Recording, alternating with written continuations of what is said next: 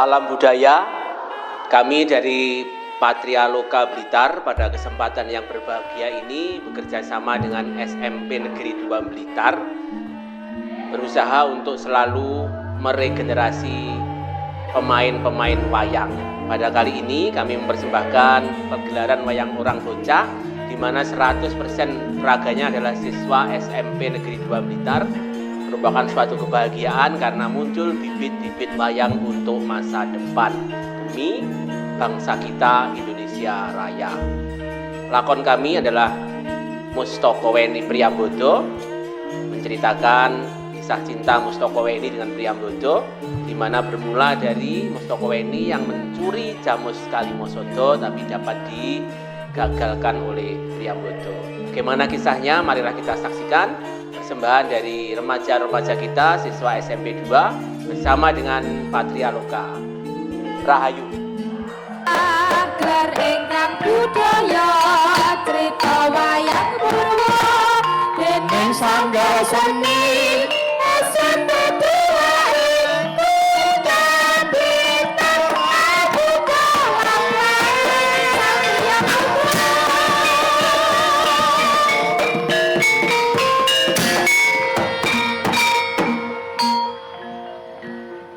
Hadirin yang terhormat, selanjutnya kita saksikan penampilan bakat yang luar biasa dari siswa-siswi SMP Negeri 2 Blitar yang tidak perlu diragukan lagi, yaitu penampilan Wayang Wong. Penampilan Wayang Wong akan menjadi persembahan dari siswa-siswi SMP Negeri 2 Blitar. Wayang Wong Mustokoweni Priyambodo, naskah sutradara dan dalang oleh Ki Erwin Yohanes, bersama penata gerak Vicky Krisna dan penata iringan Rahma Dhani, yang diperankan oleh Tristan Arya Arsavin, Aditya Rizky Pratama, Wildan Wahyu Pratama, Devi Sanata Satria Pringga, Alvaro Rozi Pradana, Cantika Triwidya Rahmadani, Gilang Ahmad Dhani Pratama, Aktia Kirana Cinta, Rama Pinaring Gusti Bayu Perkasa, Agusta Bagas Putra Ramadan, Aksi Navia Negriku Putra Firmansyah, dan yang terakhir adalah Galuh Eriana Fatmayoni. Selamat menyaksikan persembahan Wayang Wong Mustokoweni oleh Ki Yohanes Erwin MPD. Mari kita sambut dengan tepuk tangan yang meriah.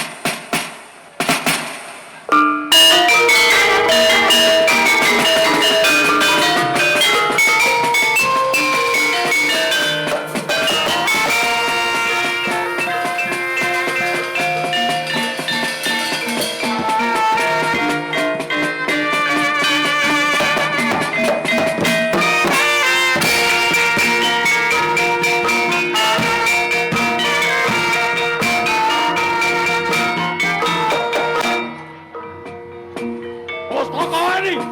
Ki Mustokoweni! Kanadamu apa, Kakak Prabu Bumiloko? Utang pati kudu nhormati. Adimu iki sing bakal gawe srana patine para Pandhawa, Kakak Prabu. Salah. Saya ngati-ngati ya iki.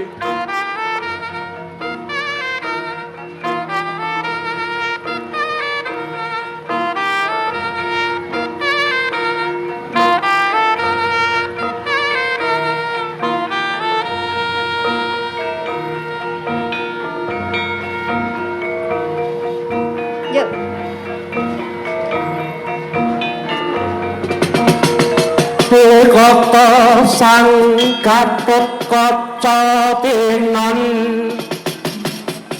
mapak araka suta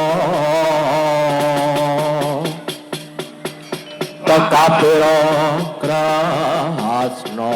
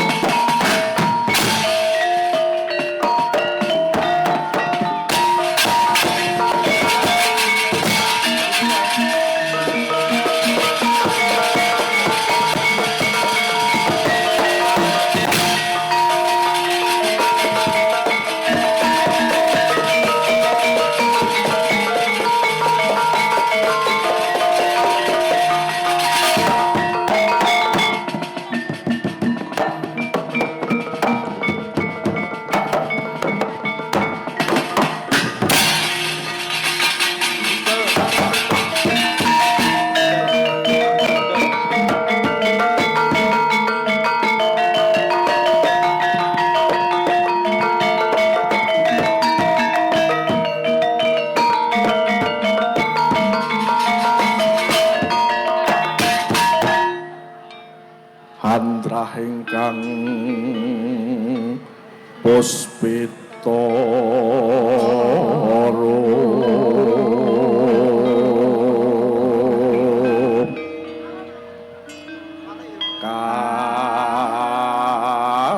kasiliring kamirana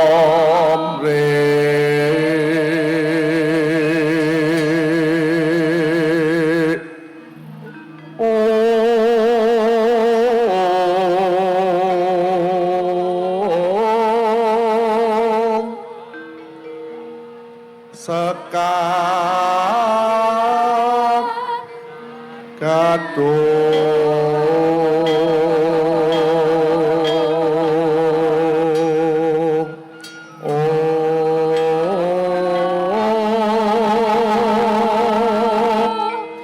ngas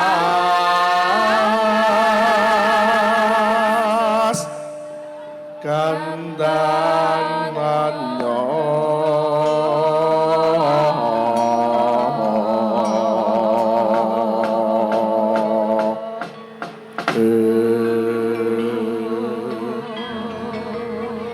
maweh raras renaning driya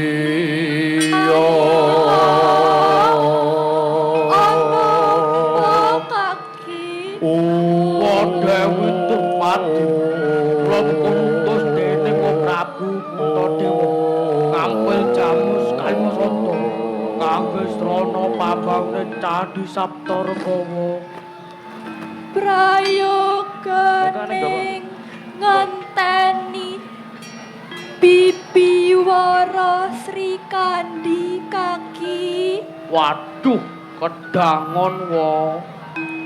Iya yen ngono. Jamus tak paringake ing gegelungmu.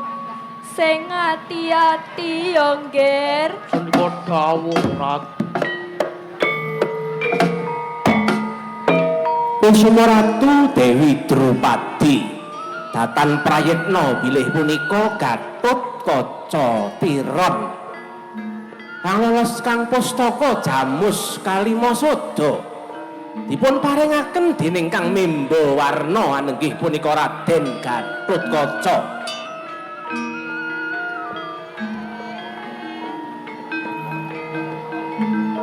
Datan legewa jroning batos bilih punika Duratmaka ingkang Mangindrajala. Saking katebian katingal Dewi Wara Srikandhi ingkang waspaos paningali dhateng maling ingkang ambebidung laku. Pramila saksana gya hamrepeki Dewi Wara Srikandhi.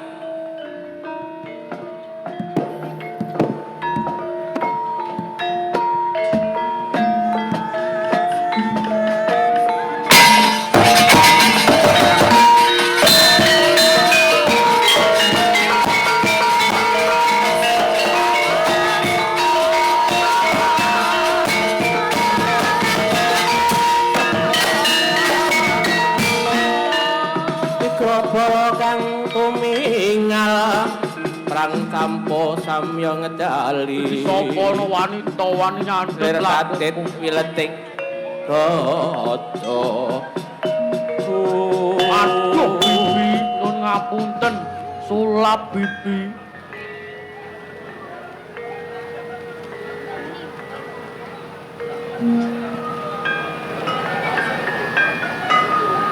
Inggih, kula selak badhe ningali wayang wong dateng SMP 2 bibi.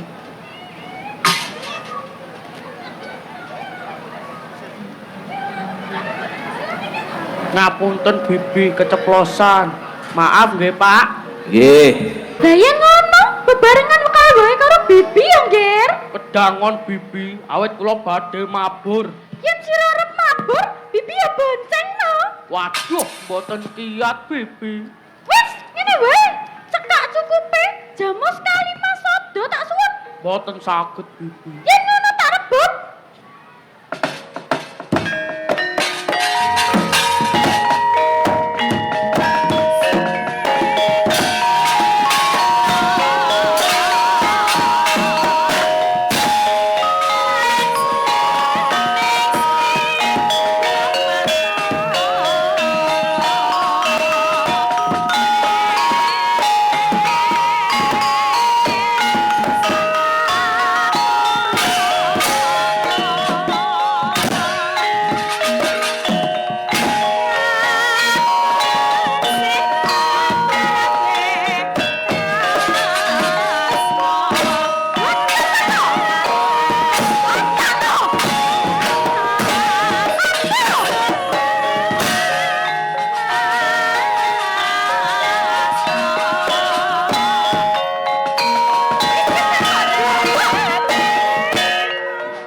Kang Gandewa sinandhangan Warastra Dibya.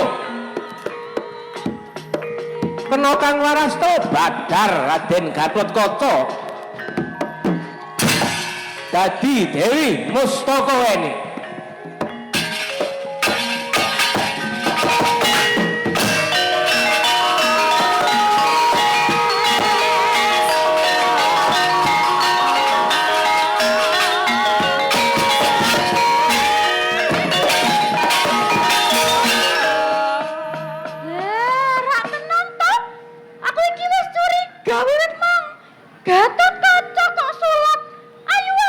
Dadi maling. Hei maling, sapa jenengmu? Sembrono karepe dhewe, aku Mustakaweni ndi. Kandi piye to? Srikandhi to jenengmu? Oh iya, Mus. Kak Mus. Lah ya Mustakaweni to? Iya Sri. Dalah kok saya ngawur. Srikandhi ngono lho, sing genah. Iya Srikandhi. Lah ra ngono. Piye-piye? Wong ayu-ayu kok dadi maling. Ora isin kok ora ayumu kuwi. Ya nonton sing dimaling to ndi? Ayo ora. Sing jenenge maling ku ya tetep maling. Kene, tak jaluk pusakaku. Ora bisa, malah kowe wae sing melu aku menyang Hima Imantaka. Kenapa aku ning kono? Tak kenalke kakangku Prabu Bumiloka. kakangku bagus, pinter, lan gagah lho Sri. Sembrono karepe dhewe.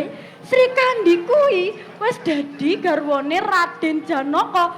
Kuwi wae tak kenalke karo Raden Janaka, Mus. Piye aku mbok kenalke Raden Janaka? Sorry ye. Pustaka weni. Tak jaluk pustaka Jamos Kalimasada. Lah iya, yen bisa rebutan to, Ndi.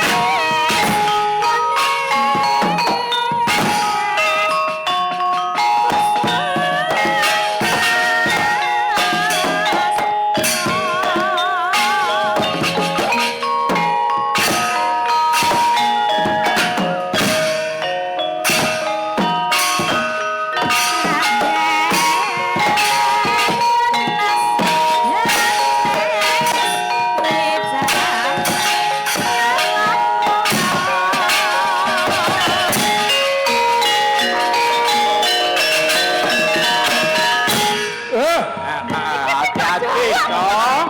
Tamanan, Ndi.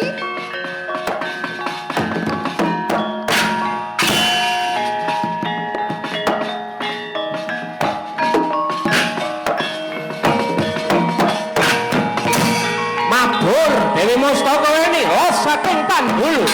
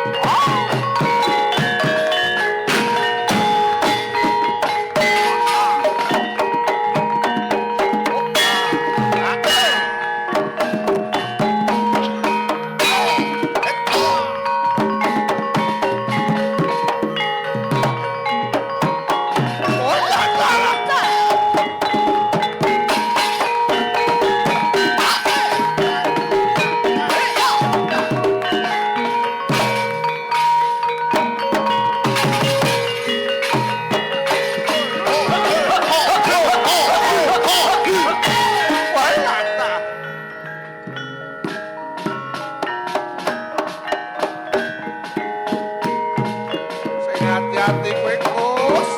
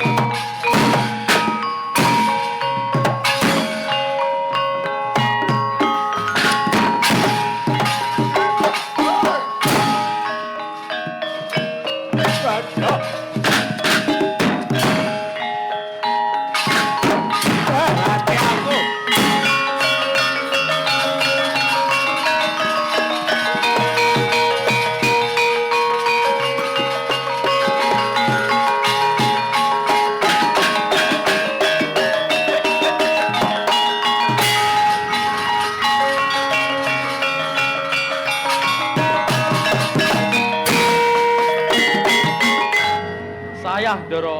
Ora, Petruk. Petruk! Siap. Jagat Dewa Batara. Petruk! Kula. Sing kok derekake kuwi sapa to, Truk? Menika Bambang Priyambada, putranipun Ndara Janaka. Ndara, menika Dewi Wara Sri Kandi. Kapernah ingkang ibu, Ndara. Kula Priyambada ngaturaken sembah pangabekti Ibu. Iya. Truk, Wis tak Petruk. tampa. kowe ya cah SMP loro ta, Truk? Nggih, Kelas piro, Truk, kowe, Truk? kelas 3. Kelas 3 apa? 3 do. 3 do, ayo sanga Dik, sapa iki kancane? Sapa sing kenal karo Petruk iki ya? Ya, sapa jenenge? Basman, sapa? Bagas. Nggih. Kok bagus men kowe saiki, Truk. Monggo dilanjut.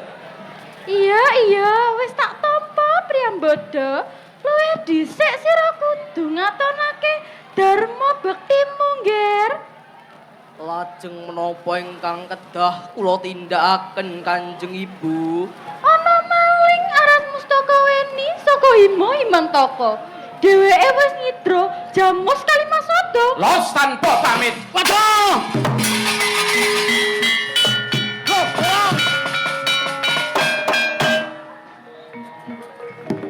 Petruk! Kita mau nganu.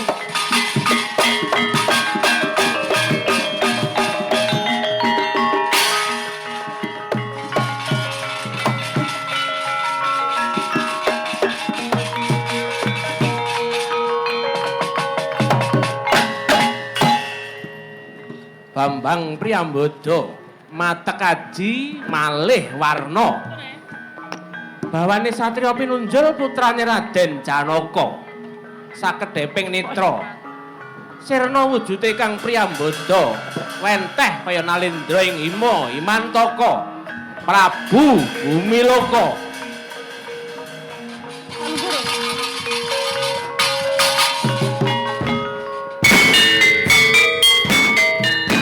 Amunter giling Dewi Mustaka Weni.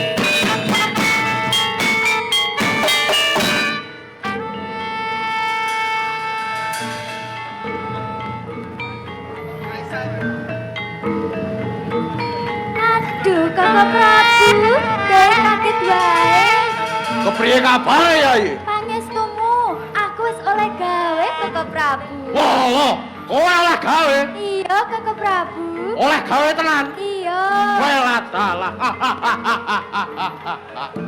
Kaya ngapa wujude Jamus Kalimasada, Yai? Monggo, iki lho Kakak Prabu.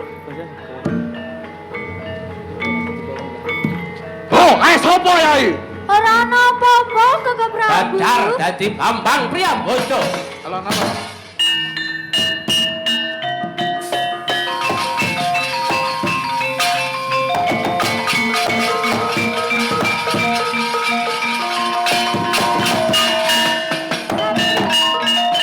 Satria bagus, aja melu-melu perkaraku. Bocah ayu kok dadi maling. Ya ben, sak sirku to, apa urusane karo kowe? Ora usah dadi maling. Manuta dadi pacarku wae. Lancang bang ucapmu. Kene tak jaluk Jamus Kalimasada. Rebutan yen bisa.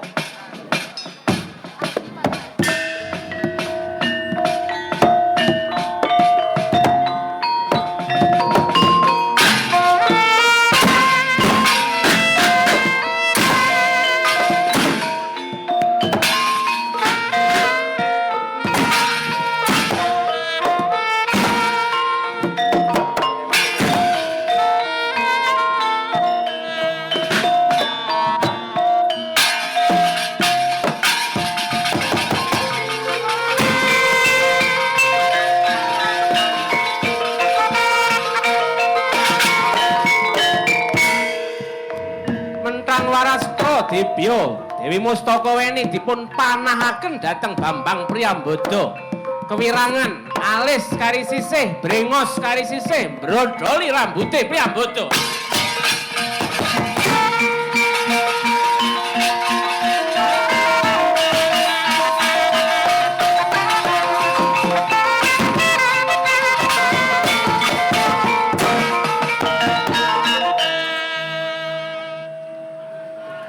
Sampean dipanah Mustaka Weni.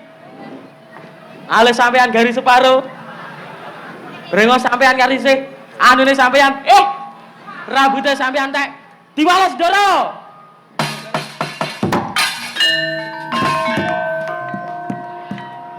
Nedya males Bambang Priyambada manah Dewi Mustaka ini. Sanalika mbrodoli busanane ngelegena Dewi Mustaka ini.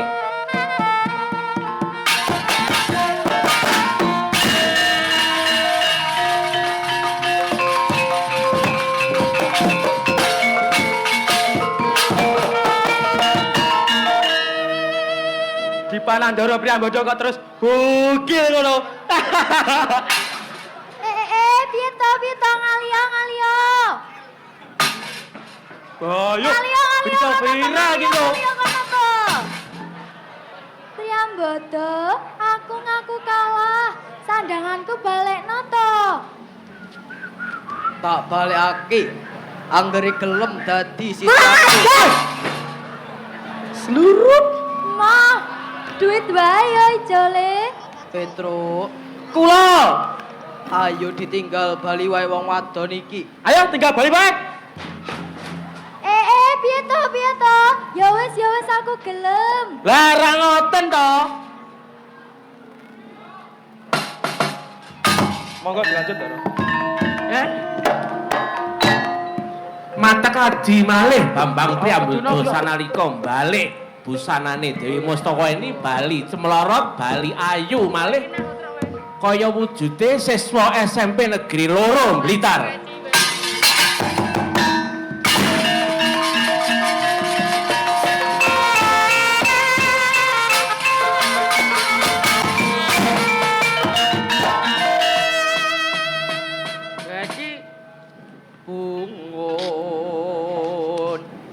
Ungun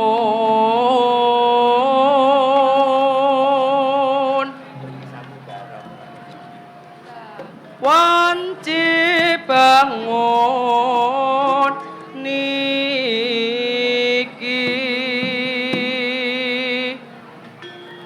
Terus kadulu babar cahaya bintang itu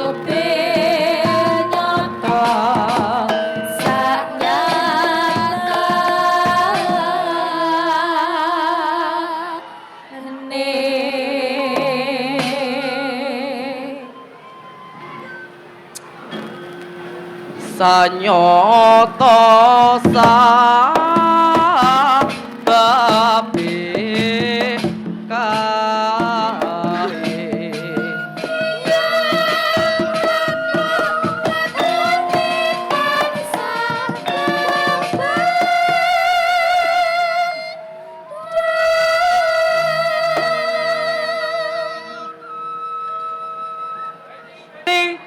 Tahu goreng, gedang goreng, tahu isi. Weci.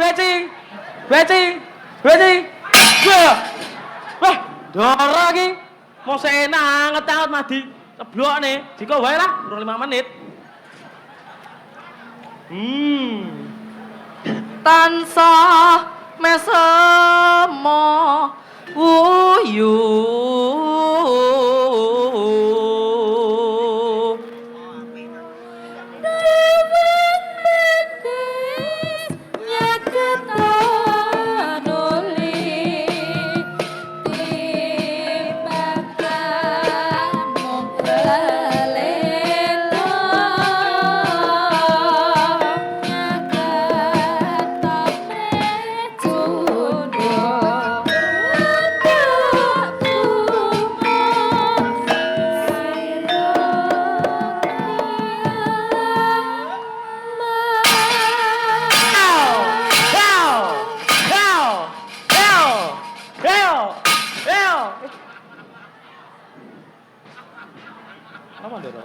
Petro, Nggih. ki ana dhuwit tuku kantin kono ya, Tru. Loh, pira iki Ndara? Malih to Ndara? Oke, aman Ndara. Monggo dilanjut Ndara. Aman ya, Truk ya? Aman. Dijogo aja nganti konangan Pak Edi lho ya. Nggih, enek wong pacaran. Gondorum cepaka mulya sayekti. Geger. Hei, ah.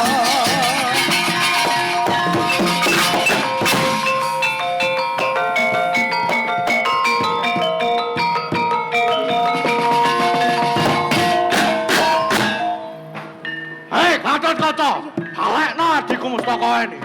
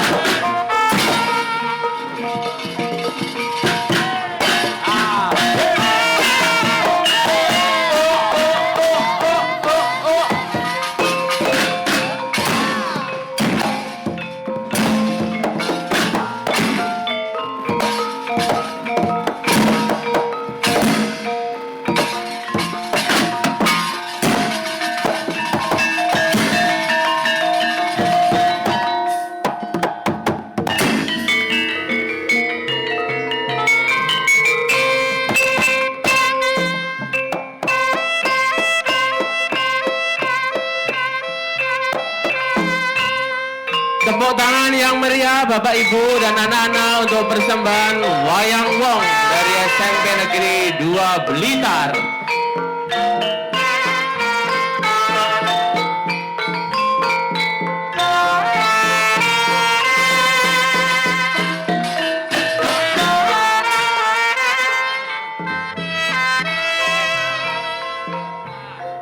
Mohon berkenan kepada Bapak Budi Prasetyo dan Bapak Warno berkenan untuk naik ke atas panggung juga Bapak Kateman, kemudian Bapak Slamet untuk berfoto bersama dengan para pemain wayang. Juga Bapak Jueni, Bapak Edi dan Bapak Ibu mungkin yang sudah purna Pak Gatot, monggo. Monggo Pak Gatot.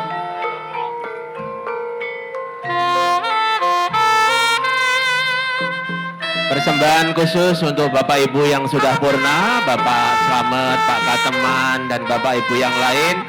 Semoga sehat selalu, panjang yuswa, dan Tuhan selalu memberkati dengan rahmat yang melimpah.